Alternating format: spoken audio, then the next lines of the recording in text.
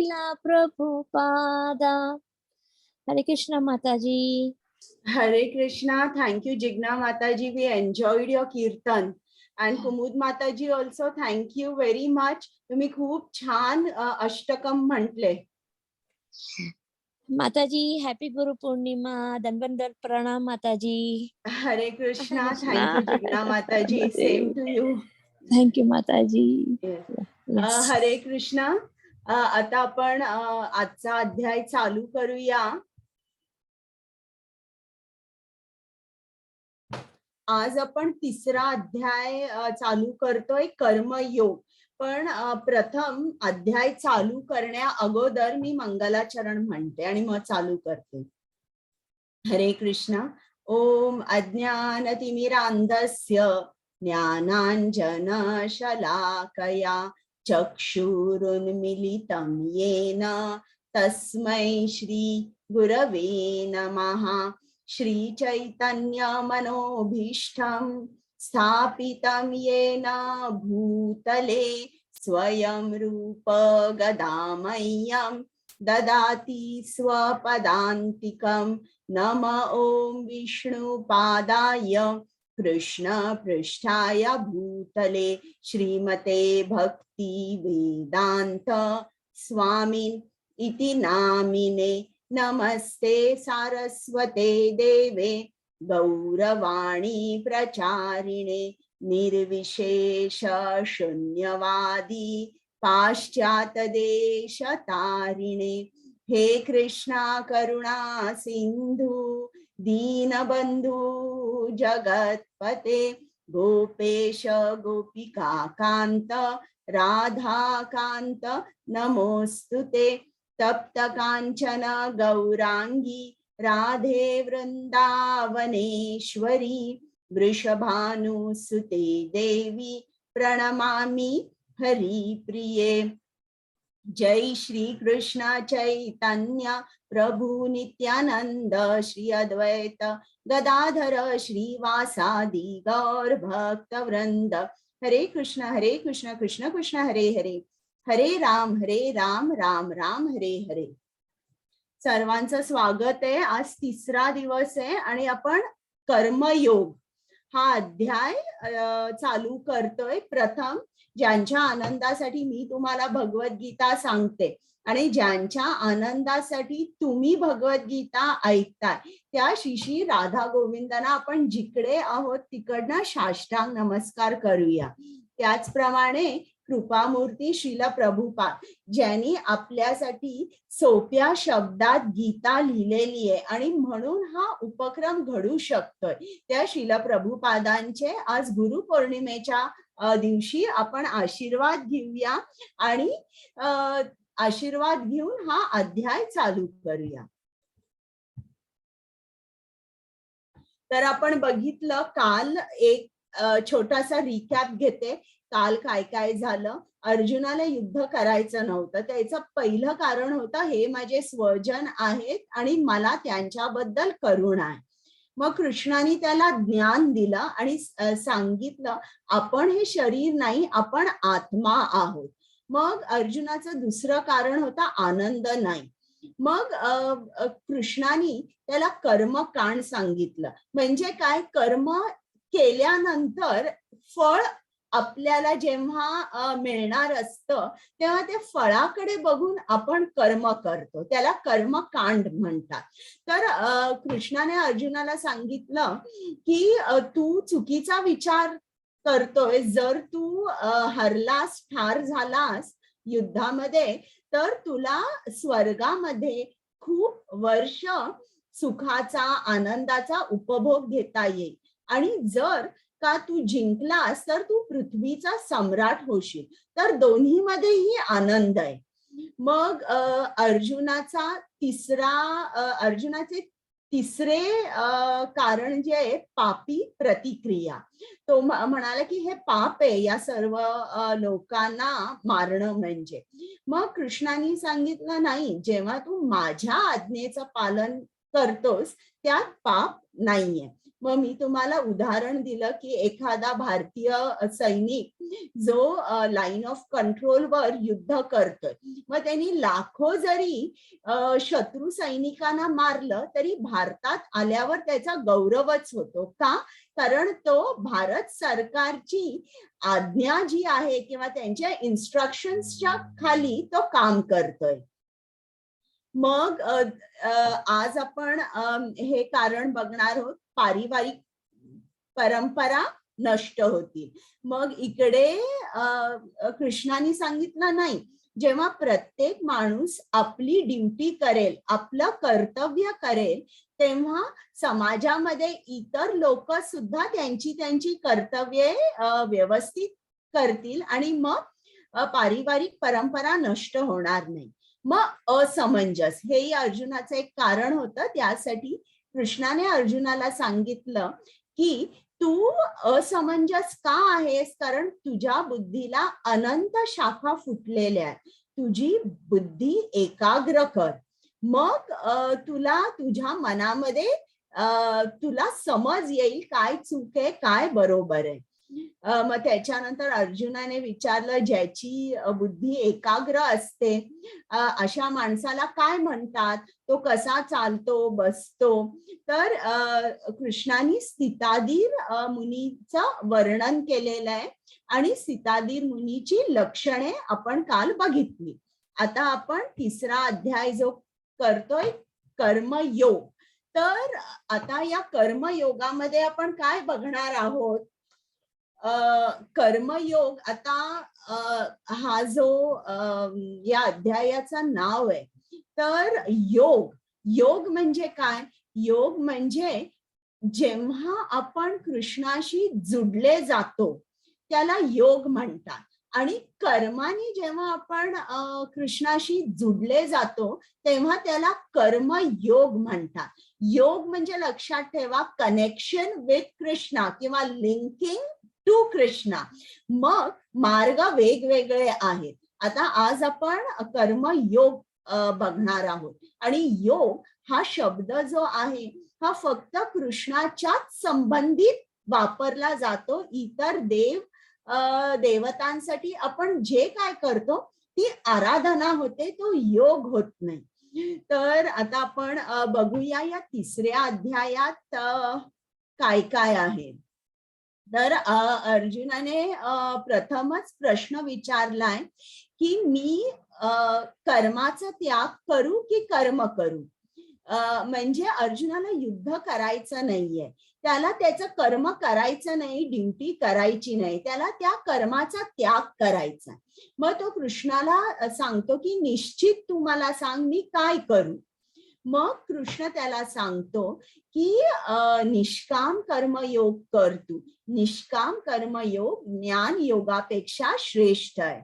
आणि मग कर्मकांड ते कर्मयोग, तो अर्जुनाला त्यांनी दुसऱ्या अध्यायात कर्मकांड सांगितलेलं असतं, तिकडनं आता तो त्याला कर्मयोगापर्यंत घेऊन जातो. आणि मग अर्जुनाचा प्रश्न असतो, पारिवारिक परंपरा नष्ट होती. त्यासाठी हे कारण कृष्ण सांगतो की नेता सामान्य जनांसाठी एक आदर्श असतो आणि तू तुझं कर्तव्य कर, इतर सामान्य जन सुद्धा त्यांचं त्यांचं कर्तव्य करतील आणि समाजाची उन्नती होईल. मग अर्जुनाचा प्रश्न असतो की मला माझं कर्तव्य करायचं आहे, पण कोणीतरी मला बळजबरीने ते थांबवतंय, करायला देत नाहीये, आणि म्हणून मी ते माझी ड्युटी करू शकत नाही. मग सर्वात मोठा शत्रू कोण आहे माझा? मग कृष्ण त्याला सांगतो काम हा सर्वात मोठा शत्रू आहे. मग आपण आता याच्याबद्दल जाणून घेऊया. आता बघा, समजा जर तुम्ही अशा ठिकाणी आलात, ड्राईव्ह करत आलात आणि आता इकडे एक साइन बोर्ड आहे, त्या साइन बोर्डवर लिहिलंय this way, that way, the other way. तर तुम्हाला समजेल का? तुम्ही अनम्यूट करा आणि सांगा मला, समजेल का तुम्हाला कुठे जायचंय ते? नाही समजणार. नाही समजणार माताजी. हा बरोबर. तुम्हाला समजणार नाही, कारण इकडे 3 ठिकाणी this way, that way, other way लिहिलेलं आहे. मग आता अर्जुनाचाही असाच गोंधळ उडालेला आहे. दुसऱ्या अध्यायात त्याला कृष्णाने थोडा कर्मयोग, थोडा भक्ती योग, थोडा अष्टांग योग, थोडा ज्ञान योग असं सगळं सांगितलंय. मग आता नेमकं मी काय करू, हा अर्जुनाचा प्रश्न आहे. आणि खरं म्हटलं तर अर्जुन हा गोंधळून गेलेला नाहीये बरं का. जेव्हा त्याला कृष्णाने सांगितलं दुसरा अध्याय, अर्जुनाने त्याचं मन पक्क केलं होतं, मला युद्ध करायचं नाही. आता जेव्हा अर्जुनाने ठरवलं होतं मला युद्ध करायचं नाही, तेव्हा कृष्णाने त्याला दुसरा अध्याय 49वा श्लोक आहे, त्यात कृष्णाने सांगितलंय ज्ञान योग श्रेष्ठ आहे आणि सकाम कर्म योग हा कनिष्ठ आहे. तर त्याच्यामुळे अर्जुनाने कृष्णाचेच शब्द वापरले आणि त्याला सांगितलं की तूच कृष्णा मला सांगतोयस की आपण हे शरीर नाही, आपण आत्मा आहोत. मग तू मला सांगतोयस की ज्ञान योग श्रेष्ठ आहे, मग मी कर्म कशाला करू, मी घोर युद्ध कशाला करू, मी युद्ध करत नाही, मी जंगलात जाईन, मी वेद पठण करीन, पुस्तकं उघडीन, जप ध्यान करीन आणि मला हे युद्ध करायची गरजच काय आहे. तर अर्जुन इकडे सबबी शोधतोय की त्याला युद्ध करायचं नाहीये. म्हणून तो कृष्णाला सांगतोय, कृष्णा तूच म्हंटलस ना, आणि मी हे शरीर नाही, मी आत्मा आहे, हे मला पटलेलं आहे, पण आत्म्याला इतकं मोठं राज्य कशाला लागतं, मी शरीर नाही, मी जर आत्मा आहे तर मी युद्ध कशाला करू, मला राज्य नकोच आहे. आता बघूया पुढे.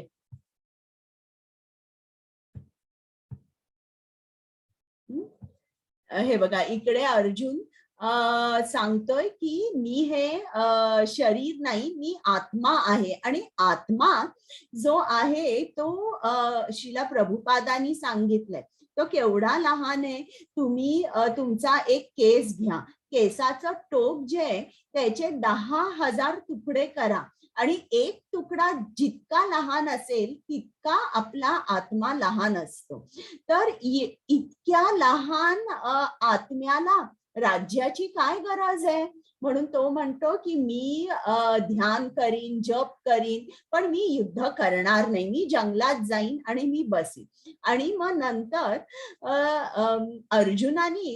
अर्जुनाला कृष्णाने सांगितलंय नेहाभिक्रमनाशोस्ति प्रत्यवायो न विद्यते स्वल्पम अपि अस्य धर्मस्य त्रायते महतो भयात. म्हणजे जरी तू थोडा जरी प्रयत्न केलास तरी या मार्गामध्ये काही नुकसान नाही, म्हणून अर्जुन तू युद्ध कर.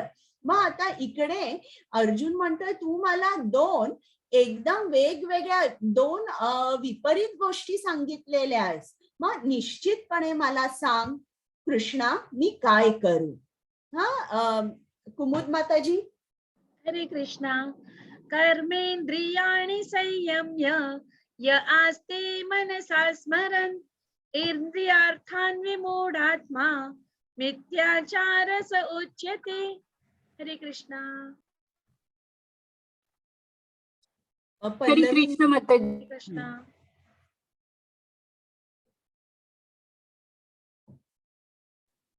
माताजी मी वाचते अनुवाद. जो कर्मेंद्रिय संयमित करतो. हरे कृष्ण माताजी. हरे कृष्णा. तुमचा आवाज ब्रेक होतोय. पल्लवी माताजी तुमचा आवाज ब्रेक होतोय. हरे कृष्ण माताजी.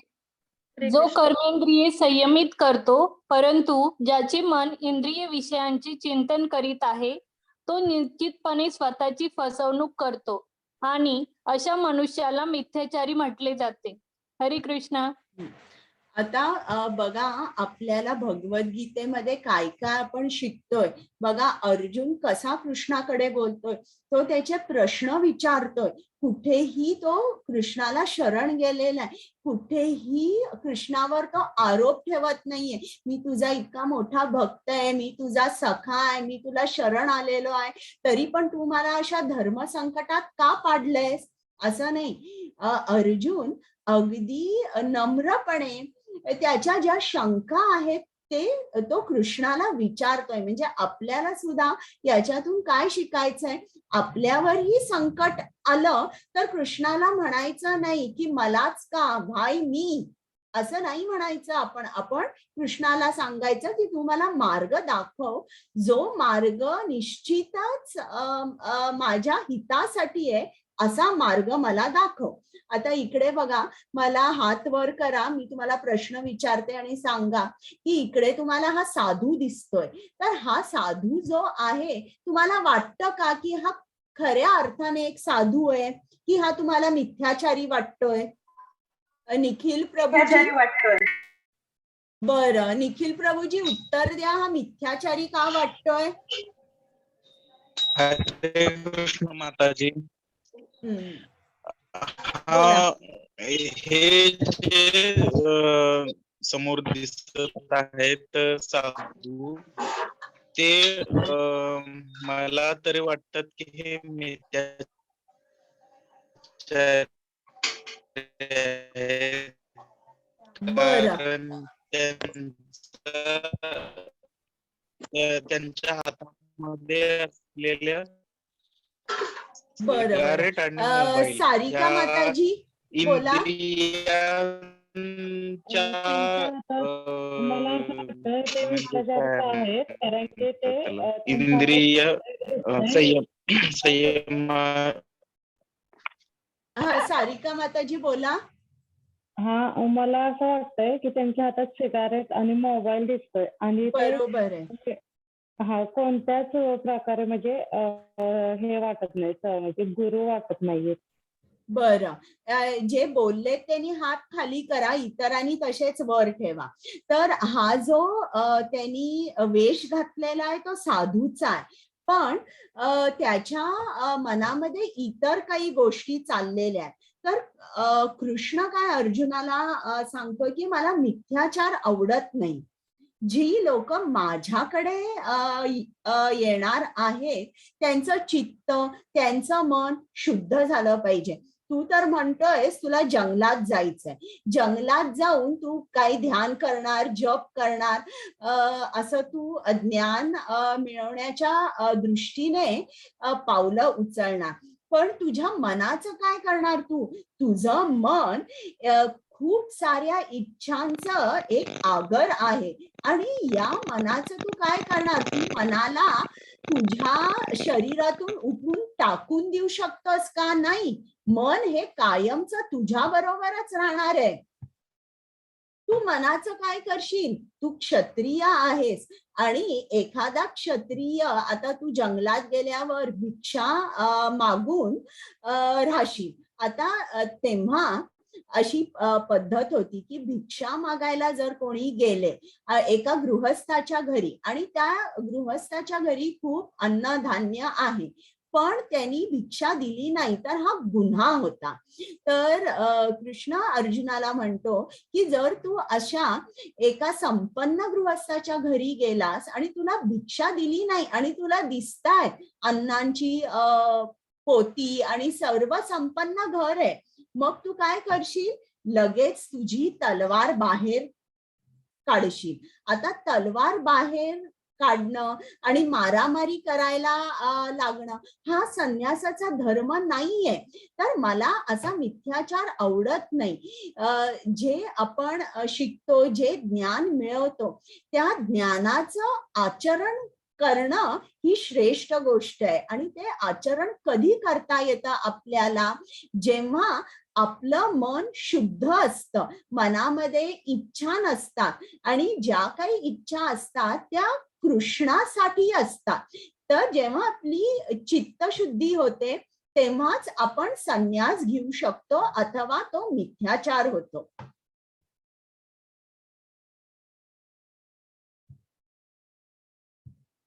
आता हे सांगायला इकडे श्रीमद भागवतम 5वा स्कंद, त्यात ही गोष्ट आहे भरत राजांची. तर भरत राजे हे खूप मोठे होते आणि त्यांनी आपल्या प्रजेचं पालन अगदी आपल्या मुलाप्रमाणे केलं. त्यांचा चांगला परिवार होता, त्यांची राणी होती, त्यांना मुलं होती आणि ते कृष्ण भक्त होते. पण राज्यकारभारामुळे त्यांना वेळ मिळत नव्हता. म्हणून जेव्हा त्यांची मुलं मोठी झाली, एक दिवस त्यांनी ठरवलं, आता मी संन्यास घेतो, मी जंगलात जातो आणि तिकडे होम हवन जप यज्ञ वगैरे सगळं करतो. म्हणून एके दिवशी त्यांनी त्यांच्या मुलाला सांगितलं की आता तू राज्यकारभार बघ, आणि त्यांच्या बायकोची अनुमती घेतली आणि ते संन्यास आश्रमात गेले. आता हे जे भरत राजे होते ते खूप मोठे होते बरं का, अगदी सर्व संपत्ती होती, राजेच होते ते, असंही नव्हतं त्यांचा परिवार चांगला होता, कुठे बायको बरोबर भांडण किंवा फ्रस्ट्रेशन असं काहीही नव्हतं. तरीही त्यांचं कृष्णावर इतकं प्रेम होतं की त्यांनी आपलं घर सोडलं आणि ते जंगलात गेले. एका कुटीरामध्ये ते राहू लागले. एक दिवस त्यांना मोठा आवाज आला, डरकाळी आली आणि ते बाहेर आले आणि बाहेर आल्यावर त्यांनी बघितलं एक मादी हरण जी गर्भवती होती ती पळत होती आणि तिच्या पाठी वाघ लागला होता आणि जवळच नदी होती. तर घाबरून त्या हरणाने नदीमध्ये उडी मारली आणि त्याच वेळेला तिला बाळ झालं आणि हे हरणाचं पिल्लू जे आहे ते बुडायला लागलं पाण्यामध्ये. आणि हे जे भरत राजे होते हे सगळे बघत होते. त्यांनी लगेच पाण्यामध्ये उडी मारली आणि पहिल्यांदा पिल्लाचा जीव वाचवला आणि मग ती जी मादी हरण होती तिलाही वाचवायचा प्रयत्न केला, पण तो असफल झाला आणि ती मरण पावली. मग त्यांनी त्या हरणाच्या पिल्लाला आपल्या कुटीरामध्ये नेलं आणि त्याची खूप छान देखभाल केली आणि मग ते त्यांचा एका बाजूला जप हवन करू लागे. पण त्यांचा एक डोळा जो होता हा नेहमी त्या पिल्लावर होता की हे पिल्लू कुठे जाईल का लांब. तर एका बाजूनी ते हवन करत होते, जप करत होते, पण लक्ष त्यांचं पूर्ण त्या पिल्लावर होतं आणि त्या पिल्लावर अगदी त्यांचं प्रेम सुद्धा जडलं होतं. तर अशामुळे काय झालं की आणि ते हरण कुठेही जरा वेळ बाहेर गेलं, थोडं मोठं झालं ते बाहेर जाऊ लागलं गवत खायला. त्यावेळेला हे भरत राजे एकदम अस्वस्थ व्हायचे की हे परत येईल की नाही येईल, याला सिंह खाईल का किंवा वाघ खाईल का. आणि असं करून त्यांचं जपावर होम हवन जे काय ते करत होते त्याच्यावर लक्ष नाही लागायचं. आणि अशा तऱ्हेने एक दिवस हे जेव्हा वृद्ध झाले तेव्हा ते मरण पावले. त्यावेळेला सुद्धा ते हरणाचा विचार करत होते की आता मी गेल्यानंतर या हरणाचा देखभाल कोण करेल. आणि या विचारात गेल्यामुळे त्यांना पुढचा जन्म एका हरणाचा मिळाला. तर इकडे कृष्ण आपल्याला सांगतोय की तुम्ही तुमचा धर्म जो आहे क्षत्रिय, अर्जुन क्षत्रिय आहे, तुझा धर्म तू सोडू नकोस, तुझी ड्युटी तू कर आणि मी सर्वांना माझी प्राप्ती होऊ शकते. आता बघा इकडे पुढची जी स्लाइड आहे ती एकदम त्याच्या विपरीत आहे. आता इकडे हा राजा जो आहे त्याचं नाव आहे प्रताप रुद्र. तो पुरीचा राजा होता आणि एक दिवस त्याला असं समजलं की चैतन्य महाप्रभू हे जगन्नाथपुरींचं दर्शन घ्यायला आलेले आहेत. आणि त्यांना माहित होतं प्रतापरुद्र राजांना की हे खूप मोठे कृष्णाचे भक्त आहे आणि प्रतापरुद्र सुद्धा कृष्ण भक्त होता. म्हणून त्यांची इच्छा झाली की आपण पण चैतन्य महाप्रभूंची भेट घेऊया. म्हणून त्यांनी शिपायांना पाठवलं आणि सांगितलं की तुम्ही माझा निरोप द्या. मग ते शिपाई गेले, चैतन्य महाप्रभूंनी उलटा निरोप पाठवला की मी संन्यास आश्रमात आहे आणि जे राजकारणी लोक आहेत, राज्यकारभार करतात किंवा गृहस्थाश्रम आहे त्यांना मी भेटत नाही. मग प्रतापरुद्र राजांना खूप वाईट वाटलं. मग ते स्वतः गेले आणि त्यांच्या शिष्यांना भेटले आणि त्या शिष्यांना म्हणाले मला चैतन्य महाप्रभूंचं दर्शन घ्यायचंय, तर मी कसं घेऊ शकेन? तर ते जे सगळे शिष्य आहे ते म्हणाले की त्यांनी तर नाकारलेलं आहे, पण एक मी तुम्हाला गोष्ट सांगतो की चैतन्य महाप्रभू रथयात्रेच्या वेळेला बाहेर येतात, तेव्हा तुम्हाला नक्कीच त्यांचं दर्शन मिळेल. मग प्रतापरुद्र राजांनी ते ऐकलं. जेव्हा रथयात्रा चालू झाली तेव्हा प्रतापरुद्र राजांनी रथाच्या समोर, तेव्हा तिकडे ही प्रथा होती, रथासमोरचा जो रस्ता होता किंवा मार्ग होता तो झाडत असे. तर ही जी सेवा आहे ही राजांनी स्वतःहून घेतली. तो रस्ता झाडायला लागला आणि त्याच्याकडे बघून चैतन्य महाप्रभू खूप प्रसन्न झाले, त्यांना भेटले आणि त्यांच्या लक्षात आलं की हा जरी राजा असेल तरी हा कृष्णाचा शुद्ध भक्त आहे आणि त्याचं कृष्णावर खूप प्रेम आहे, त्याशिवाय कुठलाही राजा रस्ता झाडणार नाही. आता आपण ऐकूया. कुमुद माताजी. हरे कृष्णा. यस्त्वेन्द्रियाणि मनसा नियम्यारभतेऽर्जुन कर्मेन्द्रियै कर्मयोगम् असक्ता सा विशिष्यते. हरे कृष्णा. हरे कृष्णा. या उलट जर एखादी प्रामाणिक व्यक्ती मनाद्वारे इंद्रियांना संयमित करण्याचा प्रयत्न करीत असेल आणि आसक्ती न ठेवता कर्मयोगाचा म्हणजेच कृष्ण भावना भावित प्रारंभ करीत असेल तर ती व्यक्ती अधिक श्रेष्ठ आहे. हरे कृष्ण. म्हणजे इकडे आपल्याला काय समजतं की कृष्ण काय बघत नाहीये की आपण संन्यास घेतलाय का, की आपण कोण राजे आहोत की गृहस्थ आहोत, हे इकडे कृष्ण बघत नाहीये.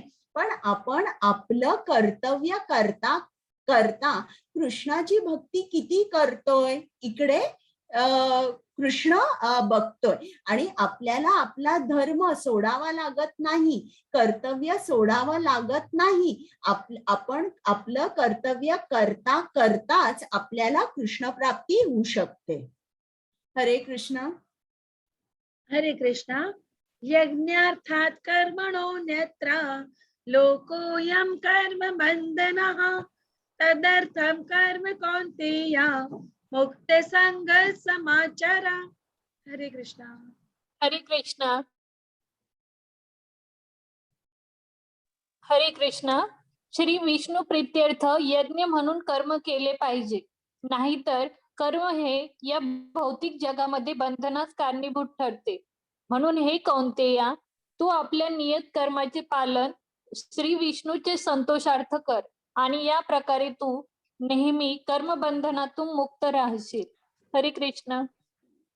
आता कृष्णासाठी काम कसं करायचं, कृष्णासाठी कर्म कसा करायचा आता आपण समजून घेणार आहोत. आता पहिल्यांदा मला सांगा, हात वर करा बरं का, मी प्रश्न विचारणार. यज्ञ म्हणजे काय, कोण सांगणार आहे?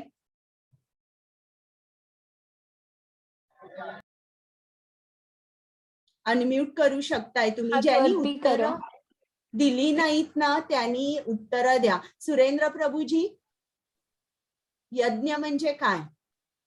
यज्ञ म्हणजे देवाला आपल्याला प्रसन्न करण्यासाठी जी पूजा करतो त्याला यज्ञ असे म्हणतात माझ्या माहितीनुसार.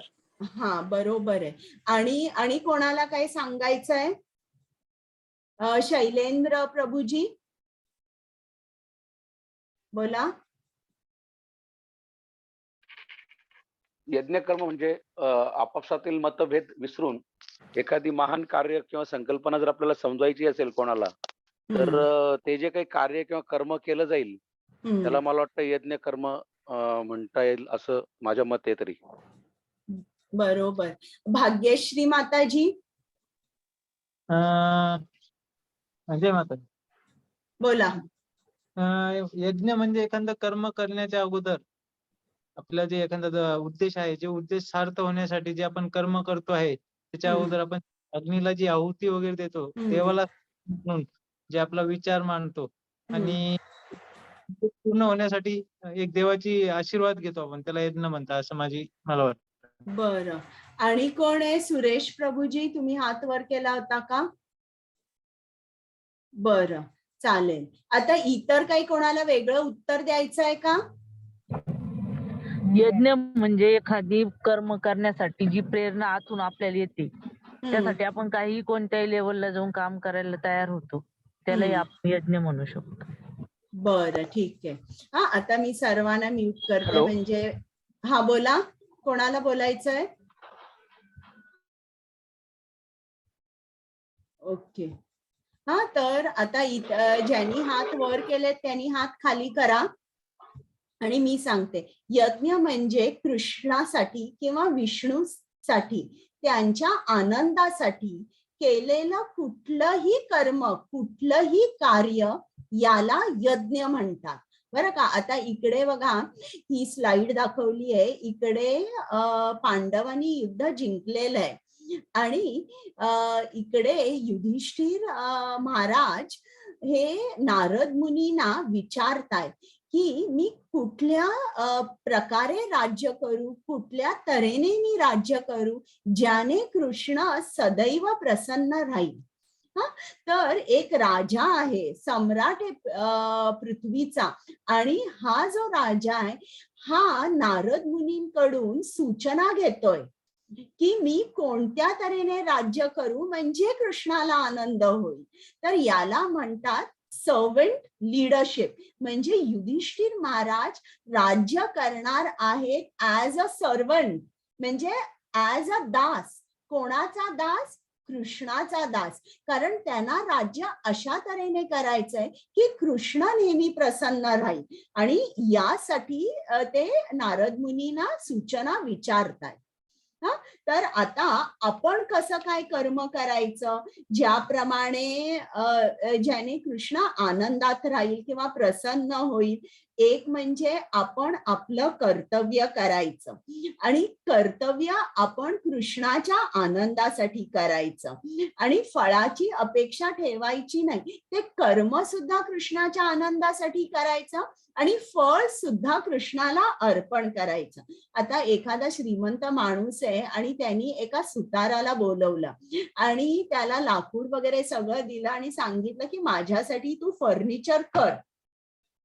तर त्या सुतारांनी सगळं अगदी दिवस रात्र बसून खूप सुंदर फर्निचर केलं. आता हा सुतार म्हणू शकेल का हे सगळं फर्निचर माझं आहे आणि मी ते घेऊन जाणार आहे फर्निचर माझ्या घरी? बरं, मला सांगा, असं म्हणू शकेल का सुतार? हात वर करा. बरं, नाही. आणि असं म्हटलं तर काय होईल भक्ती माताजी? सुरेंद्र प्रभूजी, हा बरं भक्ती माताजी बोला. असं म्हटलं तर काय होईल? तो जर सगळं फर्निचर घेऊन गेला तर काय होईल? तो त्याचा स्वार्थ झाला. हो. आणि कोणाला काही बोलायचंय? बरं, तो हे सुतार सुरेंद्र प्रभूजी तुम्हाला बोलायचंय काही?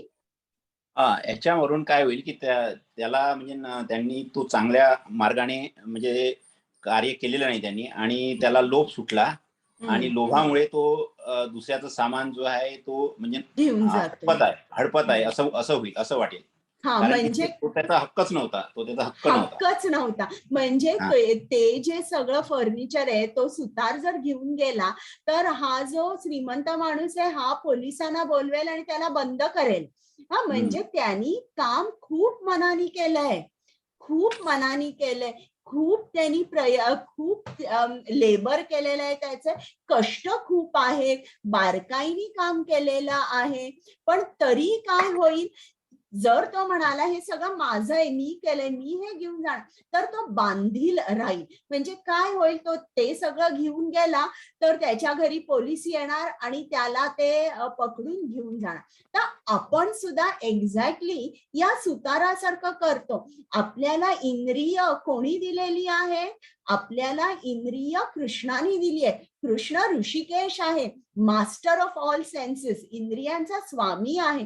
त्याच्यापासून आपल्याला इंद्रिय मिळाली आहे. पुढच्या अध्यायात कृष्णाने सांगितलंय मन बुद्धी ही सगळी माझी शक्ती आहे आणि आपण त्याचा वापर करतोय आणि ते फळ सगळं आपल्यासाठी ठेवतोय. मग श्रील प्रभुपाद म्हणतात की आपण या भौतिक जगामध्ये चोर आहोत आणि चोराला काय होतं, चोराचं आपल्याला माहिती आहे. पोलीस त्याला घेऊन जातात किंवा लोक त्यांच्याकडे बोलत नाहीत किंवा त्यांची बदनामी होते. तर अगदी त्याप्रमाणे आपण सुद्धा कर्म करतो आणि ते जे न जाणता आपण म्हणतो हे माझं आहे, हे मी केलंय. जसं तो सुतार दिवस रात्र काम करतो आणि शेवटी म्हणतो हे माझं आहे. आणि मग असं जर सुतार म्हणाला नाही मी अगदी प्रामाणिकपणे काम केलंय, असं केलंय, तसं केलंय, तर तुम्ही त्या सुताराशी सहमत व्हाल का? सांगा बरं मला. अनम्यूट करता येतंय. इतरांनी पण बोलायचंय. सारिका माताजी. नाही. नाही. थोड्या वेळात माताजी. चालेल चालेल. तर आपल्याला आता लक्षात आलंय की कर्म आपण कोणत्या तऱ्हेने केलं पाहिजे आणि ते का केलं पाहिजे. आता आपल्याला प्रत्येकानं कर्म करायचंय, आपलं कर्तव्य करायचंय. पण ते आपलं जे कर्तव्य आहे ते कसं करायचं आणि ते कुठे दिलेलं आहे, तर ते वेदांमध्ये दिलेलं आहे. बघा आता इकडे त्यांनी एक उदाहरण दिलेलं आहे. हे जे एका शेतकऱ्याचं, तर हे वेद कृष्णानी ब्रह्मदेवाला सांगितले आणि ब्रह्मदेवानी हे व्यासमुनीने आपल्यासाठी लिहून ठेवलेले आहेत बरं का. वेद हे ज्ञान व्यासमुनींना ब्रह्मदेवानी दिला आणि मग ते सगळं लिहून ठेवलंय.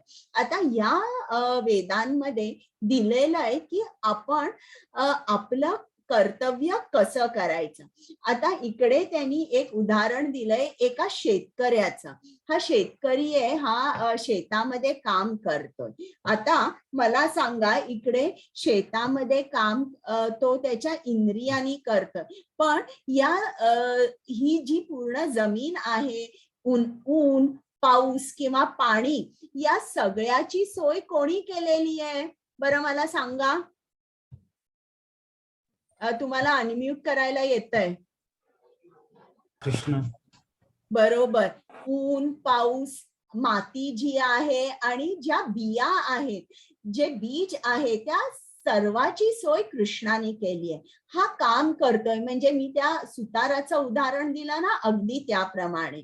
आणि तो जेव्हा त्याचं कर्तव्य शास्त्र वाचून करतोय तेव्हा त्या कर्तव्याला त्याग म्हटलं जातं बरं का. जेव्हा आपण आपल्या मनाचं ऐकतो, शास्त्रात न वाचता आपल्याला वाटेल तसं आपण करतो, तेव्हा तो त्याग होत नाही. आणि जेव्हा आपण त्याग करतो, म्हणजे जे शास्त्रामध्ये वाचून कर्तव्य करून त्याप्रमाणे वागतो, त्या त्यागापासून पाऊस निर्माण होतो. आणि श्रीमद भागवतम मध्ये लिहिलंय, त्यागापासून निर्माण होणारा जो पाऊस आहे, त्यांनी जी आपली पृथ्वी आहे, ती पृथ्वी खूप फर्टाईल होते. मला फर्टाईलचं मराठी शब्द पटकन येत नाहीये. सुजलाम सुफलाम आपण म्हणतो ना, की उपजाऊ होते.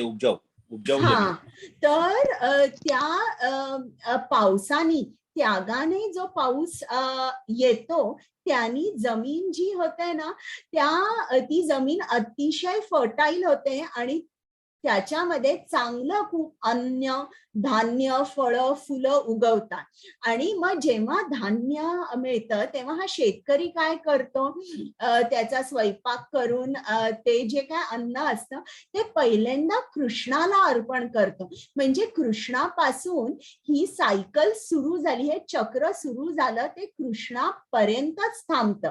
मग आपल्याला इकडे काय शिकायचं आहे, हे जे यज्ञ आहे आपण कुठलीही एक स्टेप मिस करू शकत नाही किंवा चुकवू शकत नाही की मी हे वेदांमध्ये दिलेलं आहे ते वाचणार नाही, माझ्या मनाप्रमाणे करीन आणि मी हे धान्य कृष्णाला अर्पण करीन, किंवा मी वेदांमध्ये वाचतेच आहे, मी तसंच कर्तव्य करते, पण मी जे अन्न तयार होतंय ते कृष्णाला अर्पण करणार नाही. तर कुठलीही मधली एखादी स्टेप आपण चुकवू शकत नाही. आता अर्जुनाचं त्यागाचं चक्र कसं असणार आहे बघा. आता जेव्हा आपण यज्ञ म्हणतो तेव्हा आपल्याला यज्ञ कुंड, अग्नी असं पटकन लक्षात डोळ्यासमोर ते पिक्चर असतं आपल्या. तर यज्ञ कुंड म्हणजे असं मानलंय की विष्णू मुख आहे, अग्नी म्हणजे ही विष्णूची जिव्हा आहे आणि आपण त्याच्यामध्ये हव्य जे घालतो म्हणजे लाया किंवा तूप, तीळ वगैरे जेव्हा आपण त्या अग्नीला वाहतो आणि जेव्हा ब्राह्मण बरोबर मंत्रोच्चार करतात तेव्हा ही जी सायकल आहे ही पूर्ण होते. म्हणजे कृष्णाला अथवा विष्णूला ते अन्न पोचतं आणि कृष्ण प्रसन्न होतो. आता अर्जुनी यज्ञ करतोय बघा कसं. यज्ञभूमी ही अर्जुनासाठी यज्ञ कुंड आहे, त्याचा बाण म्हणजे आहुती आहे आणि तो हे जे सगळं करतोय हे कृष्णाच्या इन्स्ट्रक्शन्स वर करतोय, कृष्णाच्या आज्ञेचं पालन करतोय. म्हणजे अर्जुन जो त्याचं कर्तव्य करणार आहे त्याला यज्ञाचं रूप मिळणार आहे. त्याचप्रमाणे एक ब्रह्मचारी यज्ञ कसा करतो, तो त्याच्या कानाने कृष्ण स्तुती ऐकतो, कृष्ण कथा ऐकतो, त्याच्या डोळ्यांनी त्यांनी जे वाचलेलं आहे, जी स्तुती ऐकलेली आहे ते तो पाहतो, किंवा तो मंदिरामध्ये कृष्णाचा जो अर्च विग्रह आहे त्या अर्च विग्रहाला एकसारखा बघत राहतो आणि त्याच्या जिव्हेने तो काय करतो, त्याच्या जिव्हेने तो एकसारखा जप, स्तोत्र पठण, वेदवाणी हे एकसारखं चालू असतं. त्याच्यामुळे त्याचं तो जे जे काय कर्म करतो त्याला यज्ञाचं रूप मिळतं. आता एक गृहस्थ त्याचं सुद्धा जीवन कसं होईल. आता दोघं जण लग्न करतात, त्यांना मूल होतं, मग हे जे मुलगा अथवा मुलगी आहे त्या मुलाला कृष्णाप्रती श्रद्धा निर्माण करून कृष्णाप्रती श्रद्धा निर्माण करणं आणि त्याला कृष्ण भावना भावी जीवन जगण्यासाठी योग्य प्रेरणा देणे, हे जेव्हा एखादे नवरा बायको करतात तेव्हा हे जे त्यागाचं चक्र आहे हे कंप्लीट होतं, हे पूर्ण होतं. तर अशा तऱ्हेने आपण सुद्धा यज्ञ करू शकतो. हरे कृष्णा. पल्लवी माताजी. हरे कृष्ण माताजी. वेदांमध्ये सांगितल्याप्रमाणे यज्ञ केल्याने सर्व क्रिया शुद्ध होतात. आहार शुद्धो सत्वशुद्धीः सत्वशुद्धो ध्रुवा स्मृतीः स्मृती लभ्ये सर्व ग्रंथीना विप्रमोक्षः. म्हणजे यज्ञ केल्याने मनुष्याचा आहार शुद्ध होतो आणि शुद्ध आहार ग्रहण केल्याने त्याचे जीवन शुद्ध बनते. जीवन शुद्धीमुळे स्मृतीमधील अतिसूक्ष्म ऊतींचे शुद्धीकरण होते आणि जेव्हा स्मृती शुद्ध होते तेव्हा मनुष्य मोक्ष मार्गाबद्दल विचार करू शकतो आणि या सर्वांची परिणिती म्हणजे वर्तमान समाजासाठी अत्यावश्यक असणाऱ्या कृष्ण भावनेमध्ये होतो. हरे कृष्ण माताजी. आता प्रत्येक यज्ञ किंवा प्रत्येक कर्म आपण जो करतो, तर तो जो कर्म असतो तो शुद्ध नसतो बरं का. त्यात काही ना काहीतरी कमी असते. पण जेव्हा आपण कृष्णाला ते अर्पण करतो, ते कर्म अर्पण करतो, तेव्हा ते कर्म शुद्ध होतं. आणि जेव्हा कर्म शुद्ध होतं तेव्हा आपण कर्मबंधनात बिलकुल अडकत नाही. आता इकडे त्यांनी उदाहरण सांगितलंय अन्नाचं, की आपण नेहमी अन्न खातो, पण जर आपण कृष्णाला ते अन्न दाखवलं नाही तर आपण काय ग्रहण करतोय? फक्त पाप ग्रहण करतोय. कारण आता बघा की एकतर नॉनव्हेज खायचं नाही, म्हणजे आपण प्राण्यांची हत्या करून खायचं नाही, त्यात तर पाप आहे. पण असं जरी आपण म्हटलं की मी व्हेजिटेरियन आहे, तरी सुद्धा आपण पाप भक्षण करत असतो. कारण कितीतरी आता पालक बघा किंवा मेथी, कोथिंबीर हे आपण उन्मळून काढतो, म्हणजे शेवटी तो जीव असतो, तो जीव मरतो. पण आपल्याला संस्कृतमध्ये म्हणतात ना, जीवो जीवस्य भोजन. प्रत्येक जीवाला दुसऱ्या जीवावर अवलंबून राहावं लागतं त्याच्या अन्नासाठी. तर आपण जरी पूर्ण व्हेजिटेरियन असलो आणि कृष्णाला ते अन्न अर्पण करत नसलो, तर आपण काय खातोय? पाप भक्षण करतोय. मग आता इकडे कृष्ण आपल्याला काय सांगतोय की तुम्ही जे काय अन्न खाता, तुमचा जो आहार आहे शुद्ध असायला पाहिजे. तुम्ही पहिल्यांदा मला अर्पण करा, आणि ते अन्न जेव्हा आपण कृष्णाला अर्पण करतो तेव्हा त्यातलं पाप तो काढून घेतो, ते अन्न शुद्ध होतं. आणि असं शुद्ध जेव्हा अन्न आपण खातो, आपल्या मेंदूमधल्या ज्या मेमरी सेल्स असतात, त्या मेमरी सेल्स ज्या आहेत त्यांची शुद्धी होते. शुद्धी होते म्हणजे काय? ते त्यांच्या ऑप्टिमम लेवलला त्यांची जी मेटाबॉलिझम असते किंवा त्यांचं जे फंक्शनिंग असतं ते एकदम सुरळीतपणे चालतं आणि ऍट द ऑप्टिमम लेवल. आता मी तुम्हाला साधं उदाहरण जर द्यायचं असेल तर आता काही जण सांगतात तुम्हाला डायबिटीस आहे ना, मग तुम्ही जांभळं खा. तुम्ही ऐकलंय का हे असं?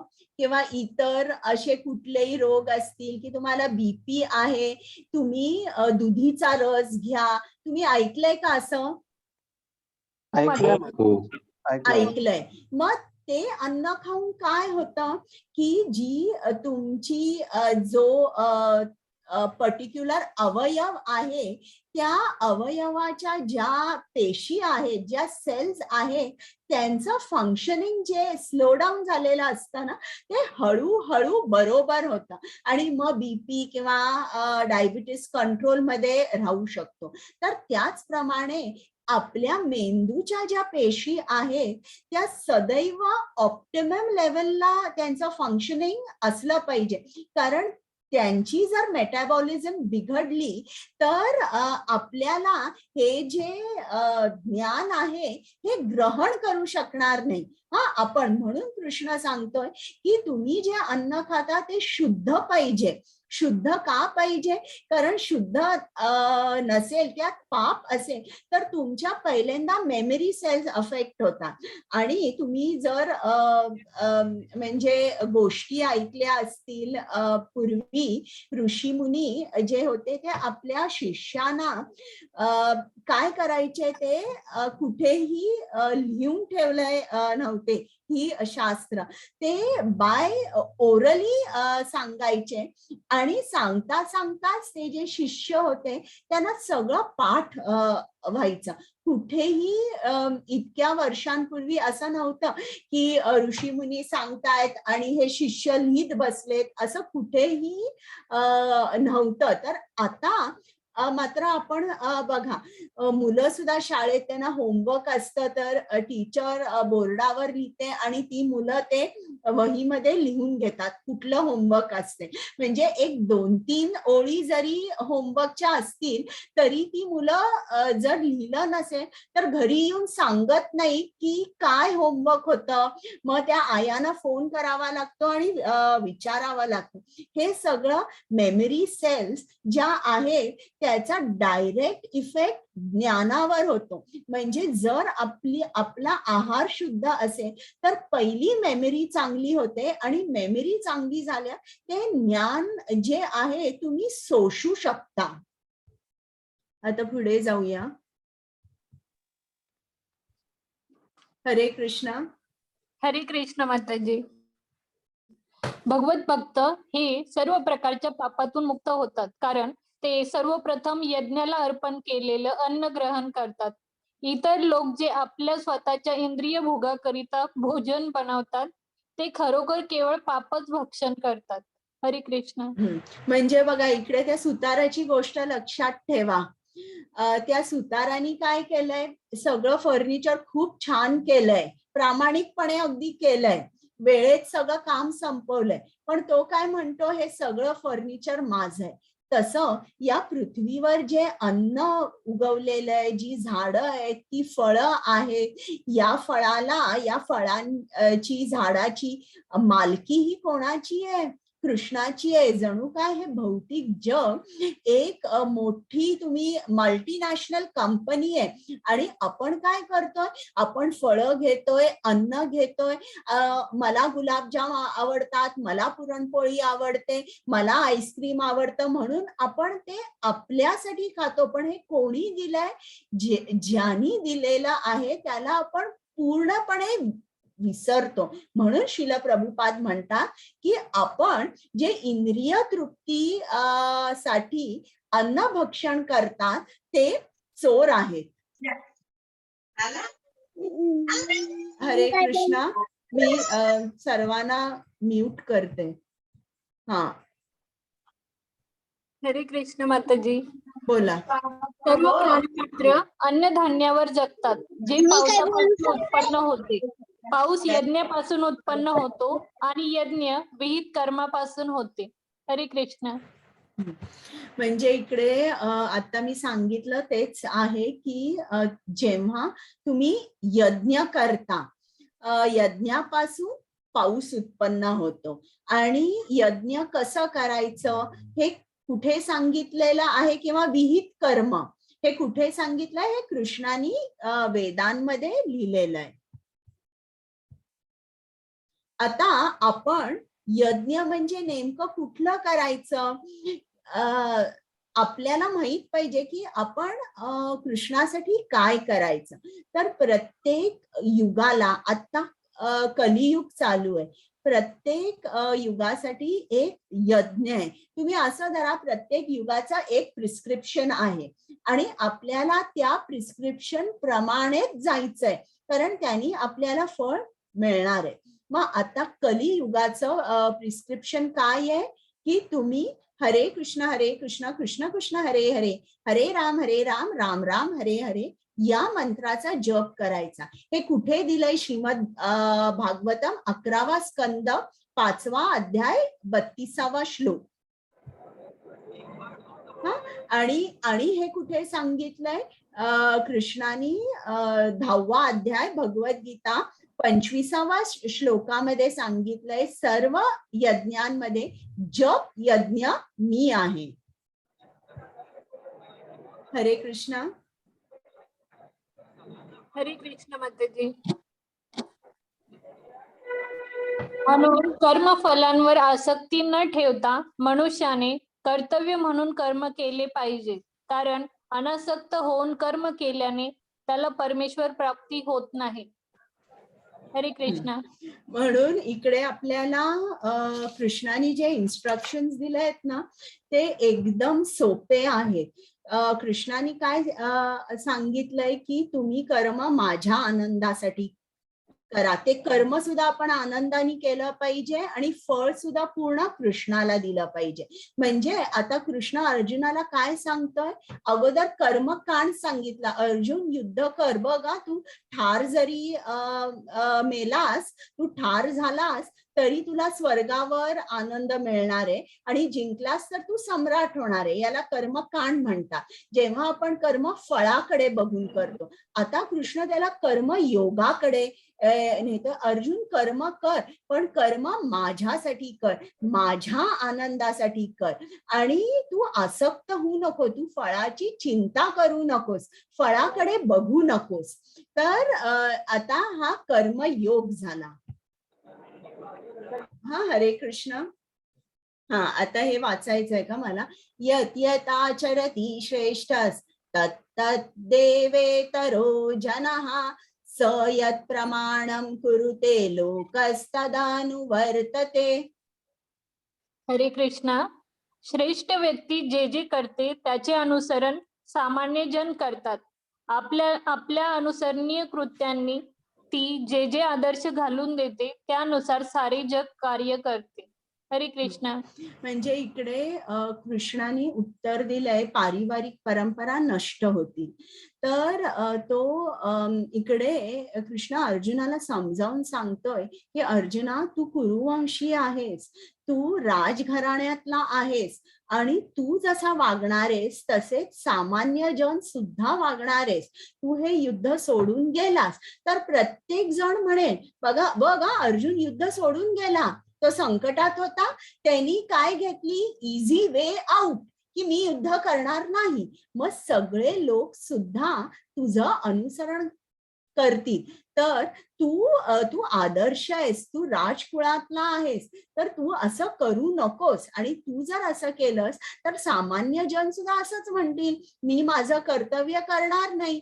मग एखादी विवाहित स्त्री असेल, ती सुद्धा म्हणेल की मला हा नवरा आवडत नाही, मी याच्याबरोबर कशाला राहू, आणि ती कुठल्या तरी दुसऱ्या पुरुषाबरोबर जाईल. आणि मग वर्णसंकर म्हणजे अवांछित लोकसंख्या निर्माण होईल. तर जेव्हा प्रत्येक माणूस आपलं कर्तव्य करतो, इतर जे सामान्य जन आहे ते बघतात. आपल्या सगळ्या मानवांमध्ये एक इनबिल्ट काय म्हणतात, एक इनबिल्ट असं आपलं मन असतं की आपण नेहमी, आपल्याला एक रोल मॉडेल असतो, कळत किंवा न कळत, आणि त्या रोल मॉडेल प्रमाणे आपण सुद्धा वागत असतो. तर इकडे कृष्ण त्याला समजावतोय की तू जेव्हा कर्तव्य करशील, इतर सामान्य जन सुद्धा कर्तव्य करतील, समाजामध्ये शांती असेल आणि समाजाची उन्नती होईल. हरे कृष्ण. हरे कृष्ण माताजी. मी जर नियत कर्म केले नाही तर हे सर्व ग्रहलोक नष्ट होऊन जातील. अनावश्यक लोकसंख्या उत्पन्न करण्यास मीच कारणीभूत होईन आणि त्यामुळे सर्व प्राणी मात्रांच्या शांततेचा मी विनाशक होईन. हरे कृष्ण. आता हे मी तुम्हाला सांगितलंय की कालच सांगितलं की इकडे इंद्राने खूप जोरात पाऊस पाडवला, तेव्हा कृष्णाने सुद्धा त्याचं कर्म केलं. त्याचं काय होतं नियत कर्म, की भक्तांचं रक्षण करणे. तर त्यांनी सुद्धा तो असा स्वस्थ नाही राहिला की इंद्र पाऊस पाडवतोय ना आणि मी आत्ता कुठल्या तरी माझ्या एजंटला पाठवीन आणि पाऊस तो थांबवेल. नाही, कृष्णाने काम केलं. म्हणजे काय, त्यांनी गोवर्धन पर्वत उचलला. तर हे कृष्णाने का केलं, कारण तो लोकांच्या रक्षणासाठी आलाच होता, पण त्याला सुद्धा आपलं उदाहरण मांडायचं होतं की बाबा मी सुद्धा काम करतो, मी सुद्धा कर्म करतो. हरे कृष्ण. हरे कृष्ण माताजी. हरे कृष्ण. नियत कर्माच्या फलामध्ये हरे कृष्ण. नियत कर्माच्या फलामध्ये आसक्त असणाऱ्या अज्ञानी मनुष्याचे मन विचलित होऊ नये म्हणून विद्वान व्यक्तीने त्याला कर्म थांबविण्यास प्रेरित करू नये. या उलट भक्तिभावाने कर्म करून त्याने त्या लोकांना कृष्ण भावनेच्या यथावकाश विकासासाठी सर्व प्रकारच्या कार्यामध्ये युक्त करावे. हरे कृष्ण. आता इकडे बघा, कृष्ण सांगतोय की प्रत्येक जण मी इतका सांगतोय माझ्यासाठी कर्म करा, माझ्याकडे या, प्रत्येक जण तयार नसतो. मग जी लोक तयार नाहीयेत, बघा मला लोक बरेचदा क्लासमध्ये हा एक प्रश्न असतो की आम्ही कृष्णाचा जप करतो, मी भगवद्गीता रोज वाचतो, पण माझ्या घरातले इतर कोणीही करत नाही, त्यांना कसं मी समजावून सांगू. बघा इकडे कृष्ण आपल्याला फक्त ज्ञान देत नाहीये, व्यावहारिक ज्ञान सुद्धा देतोय. कसं वागायचं, कसं बोलायचं ते पण आपण भगवद्गीतेमध्ये शिकतोय. इकडे कृष्ण काय सांगतोय अर्जुनाला की सगळे लोक माझ्याकडे येत नाही. आता काही लोक चांगला जप करतात, भगवद्गीता वाचतात, म्हणजे काय त्यांना अहंकार आला पाहिजे आणि त्यांनी लोकांकडे असं बोलायला पाहिजे की तू काही जप करत नाहीस, नाम घेत नाहीस, मंदिरात जात नाही, तुझं जीवन म्हणजे निरर्थक आहे आणि युजलेस आहे. नाही नाही, असं कधीही बोलायचं नाही. कृष्ण आपल्याला सांगतो की नियत कर्माच्या फलामध्ये जे आसक्त असतात, म्हणजे जे आपलं कर्म व्यवस्थित करतात आणि फळाकडे बघून आपलं कर्म करतात, अशी जी अज्ञानी लोक असतात त्यांच्याकडे असं बोलायचं की त्यांना टोचलं नाही पाहिजे. तुम्ही त्यांना सांगायचं वा तुम्ही किती छान कर्म करताय, पण हे जे कर्म करताय त्यातलं थोडंसं काहीतरी तुम्ही कृष्णाला देऊ शकाल का, अशी थोडीशी त्यांना प्रेरणा द्यायची. आणि आता इकडे त्यांनी उदाहरण दाखवलंय, एक शेतकरी आहे आणि एक आपण असं धरूया एक माणूस झाडावर चढलाय हे नारळ काढायला. तर हे दोघंही स्वतःसाठी काम करताय, पण जर कृष्णाने आपल्याला सांगितलं की अशा लोकांना तुम्ही काय सांगाल, त्या शेतकऱ्याला सांगायचं वा तू खूप छान काम करतोय, खूप कष्ट करतोय, मग धान्य आल्यावर त्यातलं थोडस धान्य अर्धा 1 किलो तू कृष्ण मंदिरात देशील का, किंवा त्याला जरी तो नाही म्हणाला तर त्याला सांगायचं की तू रोज खातोस ना भाकरी, भात, आमटी, भाजी, तर ते जे अन्न तू रोज खातो तर पहिल्यांदा कृष्णाला अर्पण करशील का, असं त्याला असं त्याच्याकडे बोलायचं. किंवा हा जो नारळ काढतोय त्याला म्हणायचं की तू एखादा तरी नारळ देवळात देशील का, कृष्णासाठी देशील का, असं म्हणायचं. त्यांना कधी म्हणायचं नाही की तुम्ही युजलेस आहात, तुमच्या जीवनाला अर्थच नाहीये, तुम्ही काही देवाचं नाम घेत नाही, काही नाही, तुम्ही अज्ञानी आहात वगैरे, असं कधी टोचून बोलायचं नाही. हरे कृष्ण. हरे कृष्ण माताजी.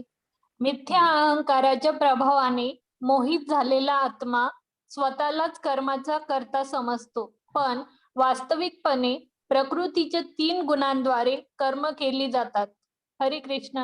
म्हणजे आपल्याला काय वाटतं, करता मी आहे, मी कर्म केलं, ही जी समज आहे ना ही अगदी हलकी समज आहे. आता समजा जर माझ्या अंगणामध्ये एक किंवा तुमच्या अंगणात एक सुंदर आंब्याचं झाड आहे आणि तिकडे काही बाहेरची लोक येऊन आंबे तोडून घेऊन जात आहेत, तर हात वर करा आणि मला सांगा की तुमची प्रतिक्रिया काय असेल.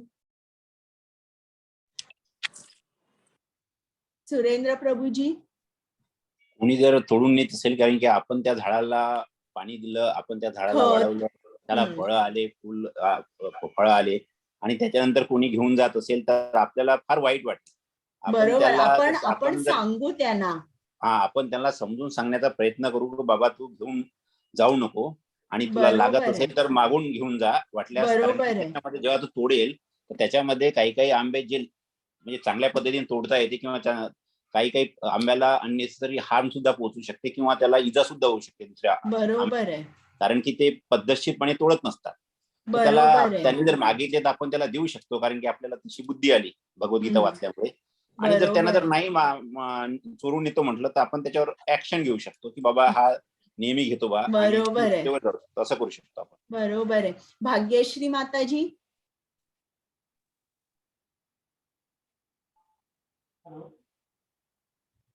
बोला.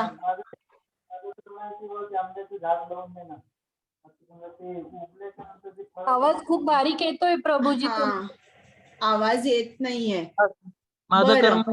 माझं कर्म आहे किंवा हॅलो हा बोला, माझं लवकर कर्म बोला. आहे किंवा आंब्याची झाड लावून देणे. ते झाड जे येणार आहे तर ते कृष्ण त्याला फळ देतोय आणि ते लोकांसाठी आहे.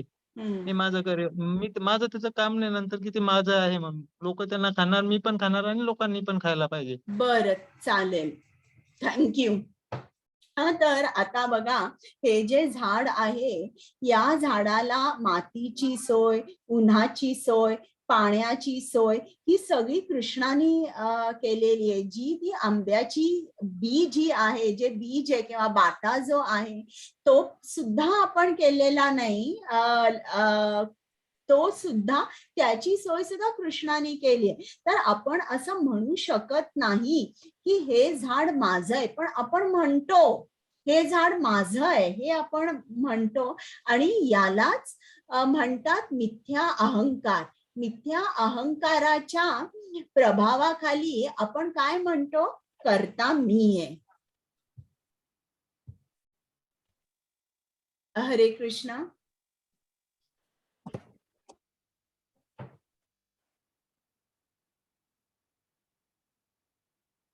हरे कृष्ण माताजी. अर्जुन म्हणाला, हे वृष्णी वंशजा, कशामुळे मनुष्य त्याची इच्छा नसतानाही जणू काही बळेच पाप कर्मे करण्यास प्रेरित होतो. हरे कृष्ण. आता कृष्णाचा जो कर्मयोग आहे ना, त्याचे जे इन्स्ट्रक्शन्स आहेत अगदी साधे सरळ आहेत की तुम्ही कर्म करा. ते कर्माच्या फळाशी आसक्त होऊ नका. कर्म माझ्या आनंदासाठी करा. आणि जेव्हा आपण स्वतः कर्म करतो तेही आनंदाने केलं पाहिजे. कर्माचं फळ जे आहे हे कृष्णाला दिलं पाहिजे आणि कृष्णाच्या आनंदासाठी कर्म केलं पाहिजे. हे इतकं सोपं आहे. पण अर्जुन म्हणतो की असं होतं की एखाद्याला हे सगळं माहित असतं, पण तरीही तो अशा प्रकारे तू सांगितल्याप्रमाणे एखादा माणूस कर्म करू शकत नाही. मग ऑब्स्टिकल काय आहे? जणू बळेच कोणीतरी, आपण कर्म चांगलं करायला जातोय, कृष्णासाठी करायला जातो, पण कोणीतरी अगदी बळजबरीने आपल्याला खाली ओढताय. असं का होतं? मग आपण उत्तर बघूया कृष्ण काय सांगतोय ते. हरे कृष्ण. हरे कृष्ण कुमुद माताजी. हरे कृष्णा. धूमेन व्रियते वर्णिः यथा दर्शो मलेन च यथोल्बेनावृतो गर्भः तथा तेनेदम् आवृतम्. हरे कृष्णा. हरे कृष्ण. ज्याप्रमाणे धुराने अग्नी, धुळीने आरसा आणि वारेने गर्भ वेष्टीला जातो, त्याचप्रमाणे जीव कामाद्वारे विविध प्रमाणात आच्छादिला जातो. हरे कृष्ण. मग आता इकडे कृष्णाने उत्तर सांगितलंय की काम हा सर्वात मोठा शत्रू असतो आणि काम हे तुम्हाला आपलं कर्तव्य, विहित कर्तव्य करायला देत नाही. मग आता हे काम जे आहे वेगवेगळ्या डिग्रीजचं असतं. ज्याप्रमाणे आता समजा जर सूर्य आहे, आता पावसाळा चालू आहे, कधीतरी एवढे काळे ढग सूर्याला झाकतात की सकाळचे 8 जेव्हा वाजलेले असतात तेव्हा असं वाटतं जणू काही रात्रीचे 8 झाले. म्हणजे आपल्याला सूर्यप्रकाश दिसतच नाही, सूर्य दिसत नाही. तर हे जे झालं, हे ज्याप्रमाणे वारेने गर्भ वेष्टीला जातो, म्हणजे आपल्याला खरं जे काय आहे ते बिलकुल दिसत नाही. आता जेव्हा कधीतरी असं होतं की ढग असतात पण आपल्याला सूर्यप्रकाशी थोडासा दिसतो, पूर्ण काळोख झालेला नसतो. म्हणजे ज्याप्रमाणे धुळीने आरसा झाकलेला आहे. आता आरशाचं काम काय आहे की आपण आपलं प्रतिबिंब आपल्याला दिसायला पाहिजे, पण जेव्हा खूप धूळ असते तर त्याला पशुजीवन म्हणतात. तर ती धूळ साफ करता येत नाही आणि आपण या दोन्ही स्थितीमध्ये अज्ञानी किंवा अंधकारात राहतो. आणि तिसरं म्हणजे धुराने अग्नी, म्हणजे ज्याप्रमाणे ढग असतात पण सूर्यप्रकाशही आपल्याला दिसतोय आणि पाऊसही पडतोय. तर अशा वेळेला काय असतं की जे कामाची जी डिग्री असते ना ती खूप कमी असते.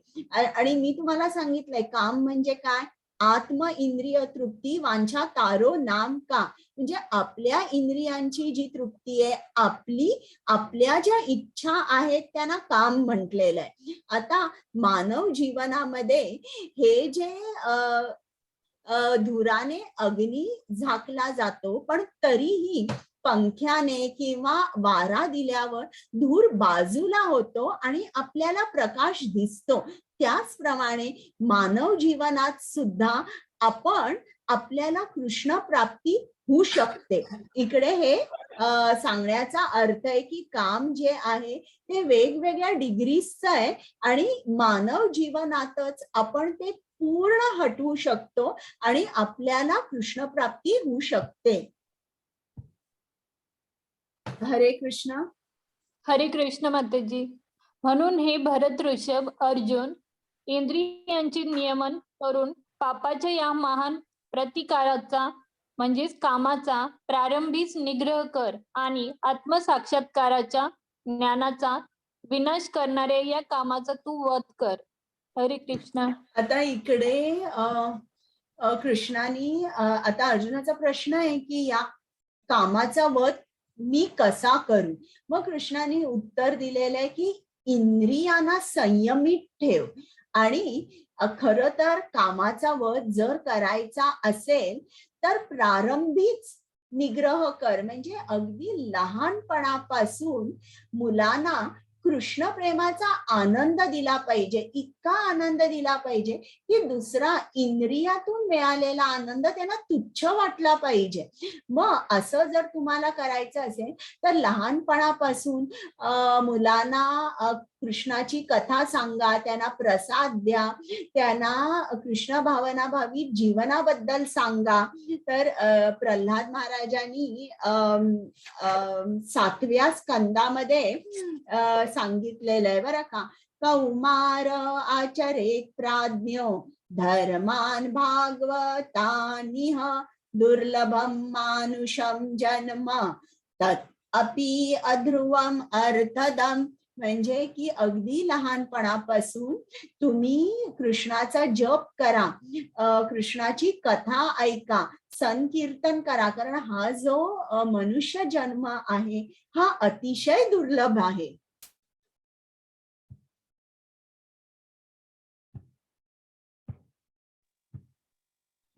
हरे कृष्णा. एक मिनिट वाचा. हरे कृष्णा.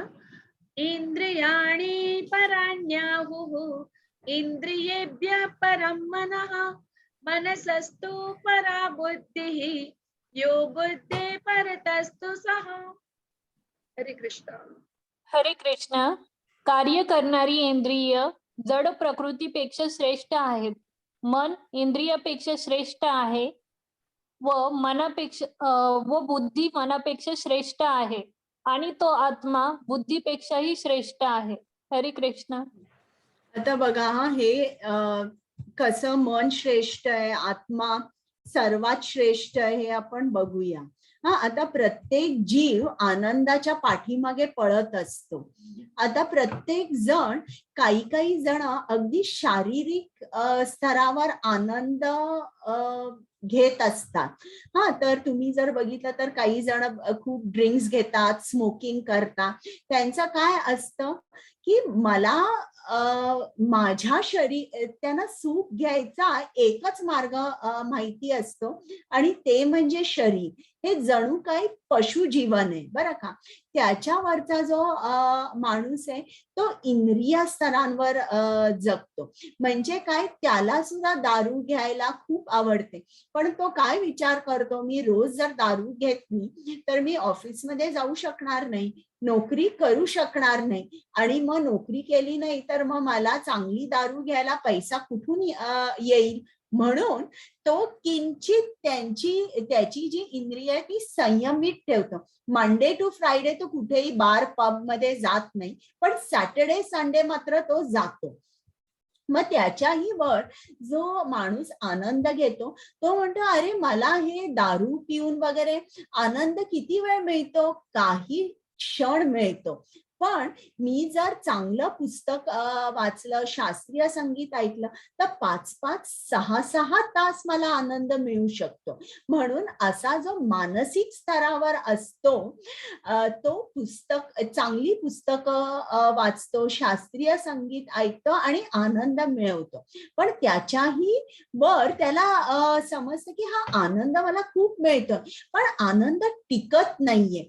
म्हणून तो जरा रिसर्च करतो पुस्तकं वाचून, आणि त्याला समजतं की खऱ्या आनंदाचा उगम हा आत्मा आहे. आणि मग तो गुरुच्या शोधात जातो, आणि जेव्हा तो गुरुच्या शोधात जातो तेव्हा त्याला थोड्या आनंदाचा अनुभव यायला लागतो, पण तो आनंद खंडित असतो, तो थोडा वेळ मिळतो, पण खूप काळ टिकतो तो आनंद. मग तो विचार करतो की आता मला पूर्ण आनंद मिळायला हवा, किंवा शाश्वत आनंद मला हवाय. म्हणून गुरु सांगितलेल्या मार्गावर जेव्हा तो चालतो तेव्हा त्याचा कृष्णाबरोबर त्याचा कॉन्टॅक्ट होतो, किंवा तो त्याच्या आत्म्याच्या पर्यंत पोहोचू शकतो. आणि तेव्हा तो आध्यात्मिक स्तरावर जेव्हा स्थित होतो तेव्हा त्याला शाश्वत अनइंटरप्टेड ब्लिस, त्याला शाश्वत एटर्नल ब्लिस, शाश्वत आनंद मिळतो. तर आता आपण हेच आणि बघूया की आपल्याला आनंद का नाही मिळत. तर आता बघा, हे आपलं शरीर आहे, या शरीराची तुलना एका रथाबरोबर केली आहे. रथाला 5 घोडे आहेत, हे 5 इंद्रियांचे विषय आहेत. प्रत्येकाला डोळ्याला जायचं आहे सिनेमा बघायला, कानाला काय करायचंय, इकडच्या तिकडच्या चुगल्या ऐकायला जायचंय, जिव्हेला काय करायचंय, जिव्हेला रेस्टॉरंट मध्ये जायचंय, नाकाला सुंदर परफ्यूमचा वास घ्यायचा आहे, आणि जी त्वचा आहे तिला चांगली प्रेमळ माणसं तिच्या जवळ हवी आहेत. तर प्रत्येकाचे विषय वेगवेगळे आहेत आणि त्यांना वेगवेगळ्या ठिकाणी जायचं असल्यामुळे ही जी लगाम आहे, लगाम म्हणजे मन, ही लगाम त्यांना कंट्रोल करू शकत नाहीये या 5 घोड्यांना. आणि लगाम चालवणारा जो माणूस आहे तो बुद्धी आहे. आता ही जी बुद्धी आहे ही बलवान नसल्यामुळे ती या लगामाला बरोबर डायरेक्शन देऊ शकत नाही किंवा घट्ट धरून ठेवू शकत नाहीये. आणि या रथामध्ये जो आत्मा बसलेला आहे, तुम्ही मला सांगा बरं, हा आत्मा तुम्हाला कसा दिसतोय? अनम्यूट करा. भाग्यश्री माताजी. त्या अवस्थेत आहे. आणि कोणाला बोलायचंय? कोमल माताजी. चंचल आहे. चंचल. आणि कोणाला सांगायचंय काही वेगळं? घाबरलेला आहे माताजी. हा बघा, तो घाबरलेला आहे, त्याला समजत नाहीये. एक मिनिट. त्याला समजत नाहीये, तो खूप घाबरलेला आहे. तर आपली ही पोझिशन आहे. तो का घाबरलेला आहे? बघा, हे वेगवेगळ्या ठिकाणी त्यांना घेऊन चाललेले आहे. आत्म्याला एकच माहिती आहे की मला कृष्णाकडे जायचंय, मी कृष्णाचा आहे, मला कृष्ण धामात जायचंय. पण इकडे ही लोक मला वेगवेगळ्या ठिकाणी कुठे घेऊन चाललेली आहे. आता तुम्हाला गाडीमध्ये बसवलं आणि एक ड्रायव्हर असेल आणि तो ड्रायव्हर चालवतोय त्याची गाडी. तुम्ही एक स्थान सांगितलं मला इकडे जायचंय, ड्रायव्हर खूप वेळ चालवल्यावर तुम्ही विचारताय कुठे जायचंय. त्या ड्रायव्हरलाही माहित नाही कुठे जायचंय, तुम्हालाही समजत नाहीये, मोबाईल पण नाहीये. तर अशा स्थितीमध्ये तुमची परिस्थिती अशीच होईल ना, आत्म्यासारखी. तुम्ही घाबरून जाल, कुठे चाललोय माहित नाही, मी कुठून घर सोडून आलो तोही रस्ता मला माहित नाही. तर त्याचप्रमाणे हा आत्मा आहे, अतिशय घाबरलेला आहे. आता हे का झालंय? आता परत माझ्या प्रश्नाचं उत्तर द्या. तुम्ही सिग्नलला थांबलेला आहात आणि सिग्नल लाल आहे आणि तुम्हाला कुठला तुमची अपॉइंटमेंट आहे, तुमचा इंटरव्ह्यू आहे किंवा तुम्हाला लग्नाचा मुहूर्त आहे, पार्टीला जायचं आहे आणि वेळ होतोय, तर तुम्ही सिग्नल तोडाल का? नाही माताजी, सिग्नल तोडणार नाही. नाही सोडणार. नाही बरं. तोडणार. कारण की मन का? आपलं मानणार नाही. का कारण की नाही तोडणार? कारण की त्याची गव्हर्नमेंटची रेग्युलेशन आहे, त्याची पेनल्टी आहे, त्याची जेल आहे. बरोबर. म्हणजे तुम्हाला माहितीये सिग्नल मी तोडला तर मला खूप जास्त उशीर होईल. तिकडे पोलीस थांबलेला असेल, एकतर पैसे द्यावे लागतील, नाहीतर तो पोलीस तिकडे आपल्याला 1 तास थांबून घेईल आणि उशीर जास्त होईल. त्यापेक्षा 5 मिनिटं थांबलो काही नाही असं तुम्ही म्हणा. तर तुम्ही असं का म्हणता? कारण तुमची बुद्धी निश्चयात्मक आहे. तुम्ही पेपरात वाचलेलं आहे, टीव्ही मध्ये बघितलंय, लहानपणी तुम्ही तुमच्या डोळ्यांनी बघितलंय, पोलिसांनी पकडलेलं आहे वगैरे. तर तुमची बुद्धी निश्चयात्मक आहे. अशी निश्चयात्मक बुद्धी जी आहे ती सबळ असते. त्याच्यामुळे ती मनाला पूर्ण तऱ्हे कंट्रोल करू शकते आणि मनाला कंट्रोल जेव्हा ती बुद्धी करते तेव्हा ते मन इंद्रियांना कंट्रोल करतं आणि वाटेल तसं कुठेही त्यांना जायला देत नाही. आता आपली स्थिती काय आहे? आपली बुद्धी सबळ नाहीये, उलटी तर काही बळच नाहीये. तर बुद्धी तुम्हाला बलवान करायची असेल तर काय करायचं? जप करायचा. तुम्ही कृष्णाला अर्पण केलेलं अन्न खायचं, श्रील प्रभुपादांची पुस्तकं वाचायची, जप करायच्या. अशा गोष्टीने बुद्धी सबळ होते. बुद्धी सबळ झाल्यावर मन नियंत्रण त्याच्या कंट्रोल मध्ये राहतं आणि मन या इंद्रियांना नियंत्रित करतं. आणि हे जेव्हा सगळं या 3 गोष्टी जेव्हा बरोबर होतात तेव्हा आत्मा कार्यरत होतो. आणि हे जे काम आहे हे या 3 ठिकाणी वास करतं. मन, बुद्धी आणि इंद्रिय या 3 ठिकाणी काम, जो आपला सर्वात मोठा शत्रू आहे तो या 3 ठिकाणी राहतो. तर या जर कामाला घालवायचं असेल तर पहिल्यांदा आपल्याला ऍक्शन बुद्धीवर घ्यावी लागते, डायरेक्ट इंद्रियांवर नाही. पहिल्यांदा बुद्धी, मग बुद्धी मनाला कंट्रोल करते आणि मन इंद्रियांना. आता आपला हा अध्याय झालेला आहे. तुम्हाला या अध्यायावर आधारित काही प्रश्न आहेत का? तर आज आपण बघितलं, अर्जुनाचा प्रश्न होता की मी काय करू, कर्माचा त्याग करू की कर्म करू. मग कृष्णाने त्याला निष्काम कर्म योग कर म्हणून सांगितलं आणि तो ज्ञान योगापेक्षा श्रेष्ठ आहे. हो. आणि कर्मकांडापासून कृष्ण त्याला कर्म योगाकडे घेऊन गेला आणि मग त्याचं उत्तर दिलं, पारिवारिक परंपरा नष्ट होणार नाही. जर तू तुझं कर्तव्य केलंस तर सामान्य जनांसाठी तू एक आदर्श होशील आणि मग समाजामध्ये प्रत्येक जण आपलं कर्तव्य करेल आणि अशा तऱ्हेने शांती आणि धर्म तुझ्या राज्यामध्ये नांदेल. सर्वात मोठा शत्रू कोण आहे? मग कृष्णाने सांगितलं सर्वात मोठा शत्रू काम आहे. आता तुम्हाला काही प्रश्न आहेत का? त्याची रेकॉर्डिंग स्टॉप करायचं. Okay, thank you.